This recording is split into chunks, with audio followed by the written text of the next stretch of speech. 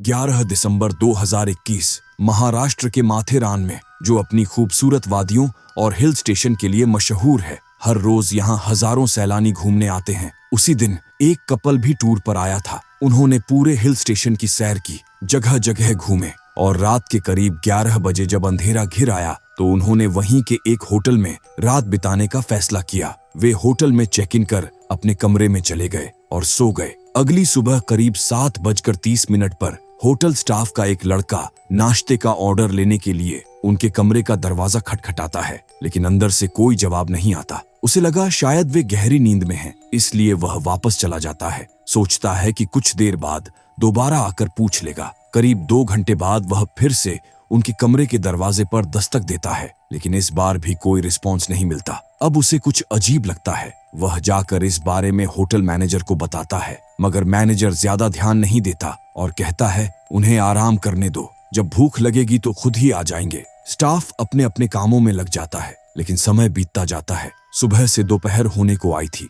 11 बज चुके थे, मगर वो कपल अब तक अपने कमरे से बाहर नहीं आया था। मैनेजर को लगने लगा कि अब इन्हें जाकर उठाना पड़ेगा, तो उसने रूम के दरवाजे पर दस्तक दी, लेकिन अंदर से कोई जवाब नहीं आया। वह बार बार दरवाजा खटखटाता रहा, मगर कोई दरवाजा नहीं खोल रहा था। फिर मजबूरी में उसने मास्टर की से दरवाजा खोल दिया। जैसे ही दरवाजा खुला, मैनेजर चौंक गया। अंदर कोई भी नहीं था। जिन कपल ने रात को चेक इन किया था वो वहां मौजूद नहीं थे। मैनेजर रूम के अंदर घुसा और इधर उधर देखा, लेकिन फिर भी किसी को नहीं पाया। हाँ, एक अजीब सी बदबू जरूर आ रही थी। वह उस बदबू का पता लगाने के लिए इधर उधर नजर दौड़ाने लगा। जब उसने बेड के नीचे झांका तो वो पूरी तरह से डर गया। उसके पैरों तले जमीन खिसक गई। बेड के नीचे एक औरत की लाश पड़ी हुई थी और उसकी हालत इतनी बुरी थी कि उसका शरीर पूरी तरह से नंगा था। और सबसे ज्यादा हैरानी की बात यह थी कि उसका सिर भी गायब था। सिर के बिना लाश वहां पड़ी थी। ये देखकर मैनेजर बुरी तरह से डर गया। अब सवाल ये था कि ये लाश किसकी थी, किसने ऐसा किया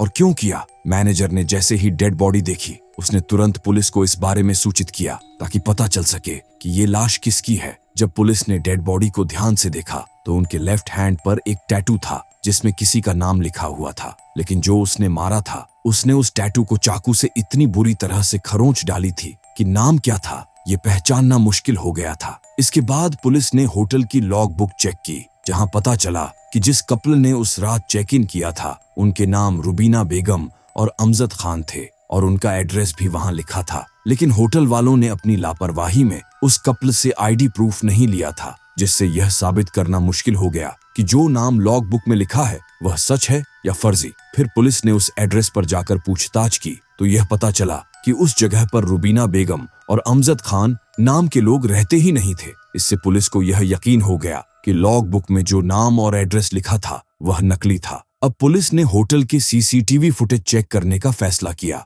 सीसीटीवी फुटेज में कपल तो नजर आते हैं, लेकिन वो कोविड का टाइम था और उस वक्त मास्क पहनना जरूरी था। इस वजह से कपल ने भी मास्क पहना हुआ था, जिससे उन्हें पहचानना काफी मुश्किल हो गया। पुलिस ने उस रात की पूरी सीसीटीवी फुटेज देखी और पाया कि सुबह 3:30 पर जिस कपल ने चेक इन किया था उनमें से लड़के ने चेकआउट किया बिना किसी को बताए। वह थोड़ी जल्दी में था और उसके पास एक बैग था। उसने भी मास्क पहना था, जिससे उसे पहचान पाना थोड़ा मुश्किल था। माथेरन एक टूरिस्ट डेस्टिनेशन है और वहां के हर कोने में सीसीटीवी कैमरा लगे हुए थे। पुलिस ने इन फुटेज को और ध्यान से देखा तो यह पाया कि लड़का एक ऐसी जगह की ओर जा रहा था जहां सीसीटीवी कैमरा नहीं था, और बाद में ये पता चला कि वह एक सुनसान जगह पर गया था। जब वह उस जगह से वापस आया तो उसके पास वह बैग नहीं था। पुलिस ने उस जगह पर जाकर छानबीन की और वहां उन्हें एक पॉलीथीन बैग मिला जिस पर खून के धब्बे थे। जब पुलिस ने वह बैग खोला तो उनके होश उड़ गए, क्योंकि उस बैग में एक औरत का कटा हुआ सिर था। इसके बाद पुलिस ने आसपास की जांच और बढ़ाई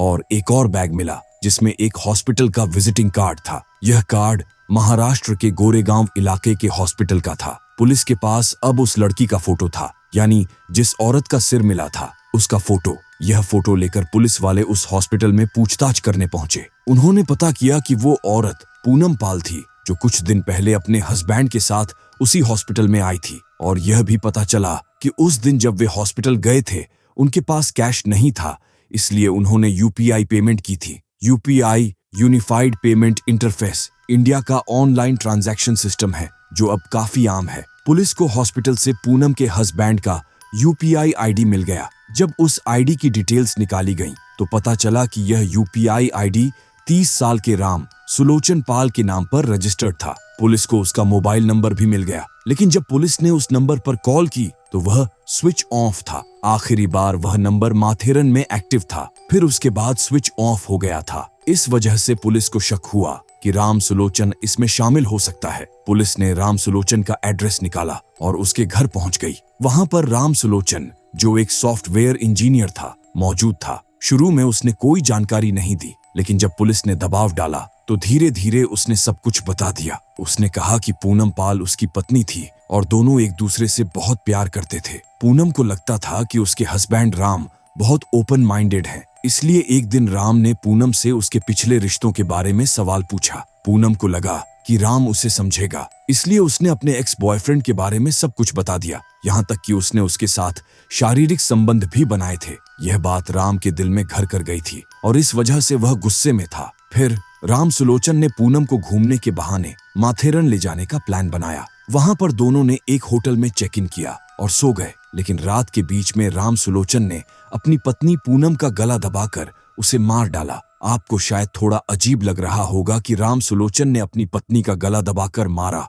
और फिर सिर काट लिया, लेकिन ऐसा उसने क्यों किया, जानिए। कई मर्डर केसों में अगर डेड बॉडी की पहचान नहीं हो पाती तो पुलिस उस केस को जल्दी बंद कर देती है, और राम सुलोचन यही चाहता था। वह नहीं चाहता था कि किसी को भी पूनम की पहचान हो और पुलिस केस को जल्दी बंद कर दे। इसलिए उसने अपनी पत्नी को मारने के बाद उसके सारे कपड़े उतार दिए और फिर उसका सिर काट कर अलग कर दिया। उसके हाथ पर एक टैटू था जिसमें पूनम का नाम लिखा था, जो पहचान में आने के लिए काफी था। राम ने उस टैटू को चाकू से खरोंच कर मिटा दिया ताकि किसी को भी यह पता न चले कि वह पूनम थी। लेकिन पुलिस ने इस केस को सिर्फ 24 घंटों में सुलझा लिया और पूनम को न्याय दिलवाया। इस तरह यह केस खत्म हुआ। अगर आपको यह वीडियो अच्छा लगा तो प्लीज लाइक, शेयर और सब्सक्राइब करना ना भूलें।